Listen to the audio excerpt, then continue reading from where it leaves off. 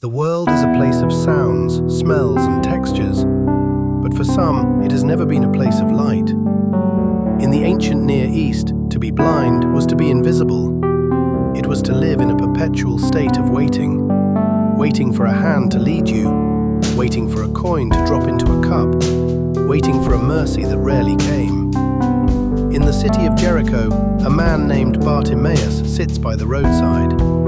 He has memorized the sound of every merchant's gate and the smell of every passing caravan. But today, the air feels different. There is a vibration in the ground, the heavy tread of a massive crowd. This isn't a trade caravan, this is a movement. Word ripples through the crowd like a wildfire. Jesus of Nazareth is passing by. To the crowd, Jesus is a teacher, a revolutionary, perhaps a king. But to Bartimaeus, Jesus is the Son of David, the promised one who carries the power of the Creator in his hands. Bartimaeus doesn't wait for an introduction. He tears through the polite atmosphere with a raw, guttural scream. "Jesus, Son of David, have mercy on me!" The people around him are embarrassed. They tell him to be quiet, to stay in his place, to stop making a scene. But the darkness has given Bartimaeus a different kind of strength. He doesn't care about decorum, he cares about deliverance. He cries out even louder. And then the impossible happens. The sound of thousands of walking feet suddenly stops. Jesus asks a question that seems obvious, yet it changes everything. "What do you want me to do for you?" Bartimaeus doesn't ask for gold. He doesn't ask for a better spot by the gate. He asks for the one thing no man can give another. "Rabbi, I want to see." There is no ceremony, no long prayer, just a declaration. "Go, your faith has healed you." In a heartbeat, the grey veil over his world shatters.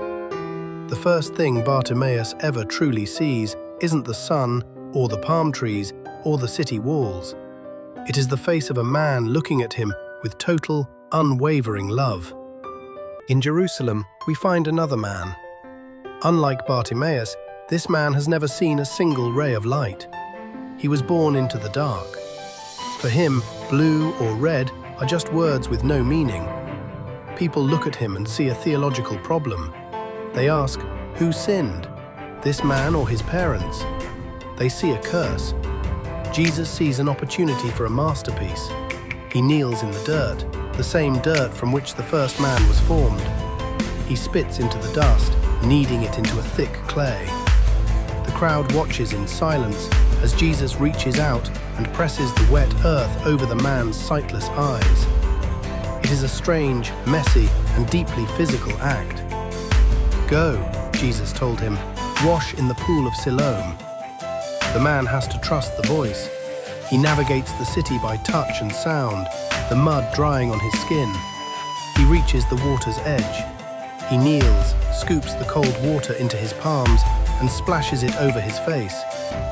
"Go," Jesus told him, "wash in the Pool of Siloam."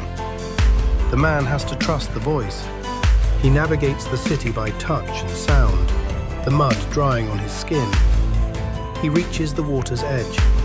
He kneels, scoops the cold water into his palms, and splashes it over his face.